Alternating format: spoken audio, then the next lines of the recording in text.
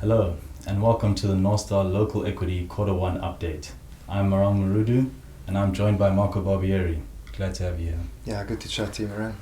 Great. So Marco, if we look at the last quarter, or the quarter that was, March was quite a tough period, following 2025 in January and February included, which were quite strong for SA equities. You've had the easing in the gold price and a bit of a shock to the oil price as Middle East tensions sort of rose. When you look at the fund, how has the fund performed over this past quarter? Yeah, it's been a very tough 3 months, very volatile markets. The capital share was down 0.5%, but that obviously doesn't tell the full story because a lot of the, as you mentioned, the January and February strong returns were wiped out in 1 month post the war in Iran. So a very difficult type of quarter. Fortunately, the fund was very defensively positioned, so performed very well in March, well ahead of peers. And if we look for the quarter, it was roughly in line with the market and ahead of peers. So considering the volatility in the outcome, we're quite pleased with how it's performed. Yes, and as we've looked at our own intrinsic value discount, we've seen quite a lot of volatility on a week-to-week basis. But just from your perspective, what have been the key drivers in terms of those returns, and sort of looking forward, how do you expect returns to look? Yeah, so if I look at the drivers for the quarter, basically being exposed to energy-related stocks has obviously added a lot of value. We've been overweight Sasol and Glencore, which are beneficiaries, unfortunately, of this conflict. The second point is that a lot of our mid caps have performed particularly well. You look at the likes of ACI, Roynet, you got Discom, you got Netcare, and a few others. Has certainly added a lot of value to our attribution. The third point was not owning Richmond. This is an index heavyweight which has done particularly poorly because of what's happening in the world. And the fourth point, and a very important one, is the fact that we are underweight gold and PGM equities, which have done particularly poorly during the quarter. So that's on the positive side. On the negative side, owning tech has detracted. Obviously, the likes of Naspers and Prosus haven't done well during the quarter and have paid back in line with a lot of AI and tech stocks. And then the retail cluster, the local retail cluster, has done quite poorly as inflation fears kind of grip the market.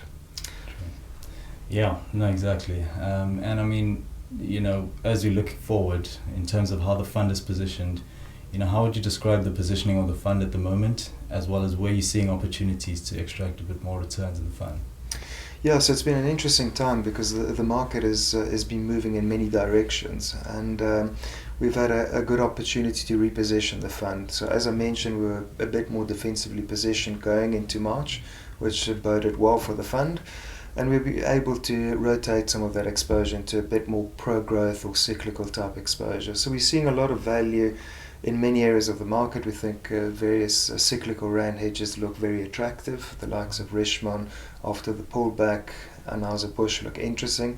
And against it, you've got defensive stocks like BAT, some of the consumer staples in the local market that are potentially a bit pricier. We think that South African retail looks particularly attractive. It's been hit very hard for good reasons, and obviously the South African consumer hasn't quite recovered, but on a 3-year view we think that there's plenty of upside. Maybe on the commodities, even though they pulled back quite meaningfully, and the gold and PGM equities in particular reflecting better commodity price assumptions, we're a bit more cautious as we think that there's limited margin of safety. But just to wrap up our positioning, we remain overweight South African industrials and retail-based exposures.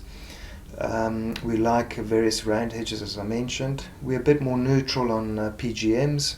We're neutral on financials, which have done extremely well over the past 12 months. And even though some of there's pockets of value in that space, we think that the investment case is a bit more balanced. And against this, we remain underweight gold equities, and we think that the strong rally that we've seen in the telcos is potentially overdone.